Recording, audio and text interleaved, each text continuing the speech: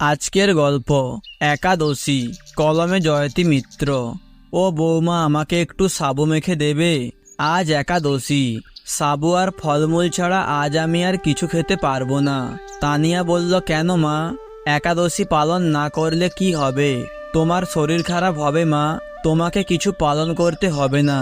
তোমাকে নিজের জন্য, আমাদের জন্য এখনো অনেক দিন বাঁচতে হবে মা। আমি রোজকার মতো মাছের ঝোল আর ডাল ভাত রান্না করেছি, তুমি আজ তাই খাবে। তানিয়ার শাশুড়ি মা গৌরী দেবী বললেন, তুমি কি ভুলে গেছো বৌমা?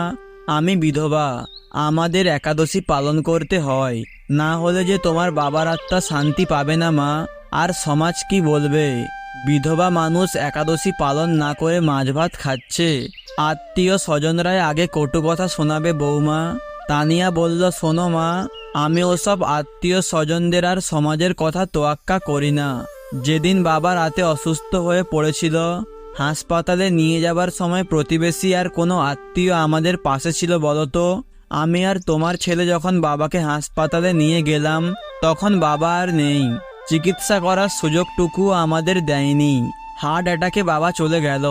সেই মুহূর্তে আমাদের পাশে তোমার ছেলের 2 কলিগ ছাড়া আর কেউ ছিল না মা। আত্মীয়রা 2 দিন পরে তোমার সাথে দেখা করতে এলো, একটু দুঃখ প্রকাশ করলো, তারপর নানা রকম বিধিনিষেধ তোমার ওপর চাপিয়ে তারা চলে গেল। তোমার দুঃখের দিনে কজন তোমার পাশে ছিল বলো তো? দেখো তো মা, মাছের ঝোলটা কেমন হয়েছে? তোমার মতো হয়েছে? তুমি তো আমাকে রান্না করতে শিখিয়েছো। তোমার কাছ থেকে কত রকম সাবেকি রান্নার পথ শিখেছি। মাছ দিয়ে ভাত মেখে জোর করে মায়ের মুখে তুলে দিল তানিয়া। ভালো হয়েছে বৌমা, তবে আজ আমি বিরাট পাপ করলাম মা। কিছু পাপ হয়নি মা। সমাজ এখন অনেক আধুনিক হয়েছে, এখন সবাই মাছ মাংস খায়।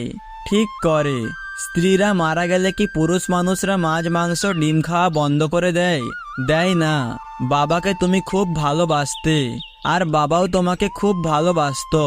উপর থেকে বাবা খুশি হবেন এই দেখে যে তুমি ভালো আছো। আর সারাদিন উপোস করে সাবু খেয়ে থাকলেই বাবার আত্মা কষ্ট পাবে। পুরুষ মানুষদের বউ মারা গেলে সমাজ তাদের আবার বিয়ে করার বিধান দেয়, কিন্তু একজন মহিলার স্বামী মারা গেলে তাকে সাদা শাড়ি পরে নিরামিষ খেয়ে বিধবা সেজে থাকতে হবে কেন? আমরা মেয়ে তাই। অবশ্য মেয়েরাই মেয়েদের সবচেয়ে বড় শত্রু। আমরা মেয়েরাই মেয়েদের ওপর চিরকাল নানা বিধিনিষেধ আরোপ করে এসেছি। কখনো কারো সমস্যার সমাধান না করে সেটা নিয়ে জলঘোলা করি। বৌমার কথাগুলো শুনতে শুনতে কখন যে ভাতের থালা শেষ হয়ে গেছে সেটা বুঝতেও পারেনি গৌরী দেবী।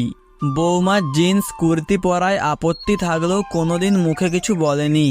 আজ গৌরী দেবী বুঝলেন, বৌমা শুধু পোশাকে নয়, মানসিকতাও আধুনিক।